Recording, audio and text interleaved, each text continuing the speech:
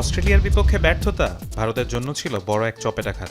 ICC test চ্যাম্পিয়নশিপের ফাইনালে উঠতে না পারায় ক্রিকেটারদের পড়তে হয়েছে সমালোচকদের তোপের মুখে। কোচ গম্ভীর নির্দেশ দিয়েছিলেন জাতীয় দলের ক্রিকেটারদের বাধ্যতামূলক খেলতে হবে রঞ্জি ট্রফিতে।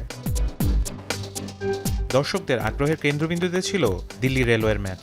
১৩ বছর পর রঞ্জি খেলতে নেমেছেন কোহলি। বৃহস্পতিবার প্রায় পুরো দিন করেছেন ফিল্ডিং। শুক্রবার ব্যাট করতে নেমে মাত্র ১৫ বল খেলে হিমাংশু সাংওয়ানের বলে বোল্ড হন কোহলি। তিনি কত টাকা পাবেন এই ম্যাচ খেলার জন্য?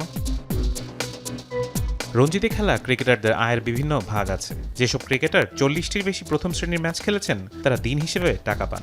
যেসব ক্রিকেটার ২১ থেকে ৩৯টি ম্যাচ খেলেছেন তারা পান দিন প্রতি ৫০,০০০ টাকা। আর ২০ বা তার কম প্রথম শ্রেণীর ম্যাচ খেলে ক্রিকেটাররা দিন প্রতি পান ৪০,০০০ টাকা। আর যেসব ক্রিকেটার প্রথম একাদশে সুযোগ পান না তারা ২০ থেকে ৩০,০০০ টাকা পান অভিজ্ঞতা নিয়ে রেখে।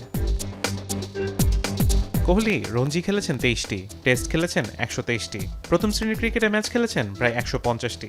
যে কারণে কোহলি রেলওয়ের বিরুদ্ধে ম্যাচ খেলার জন্য দিন প্রতি ৬০,০০০ টাকা করে পাবেন। ৪ দিনের ম্যাচ হলে পাবেন ২,৪০,০০০ টাকা।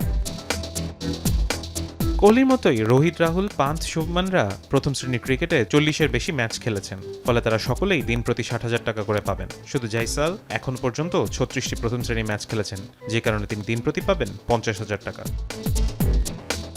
ফারহান ইহসান, এখন।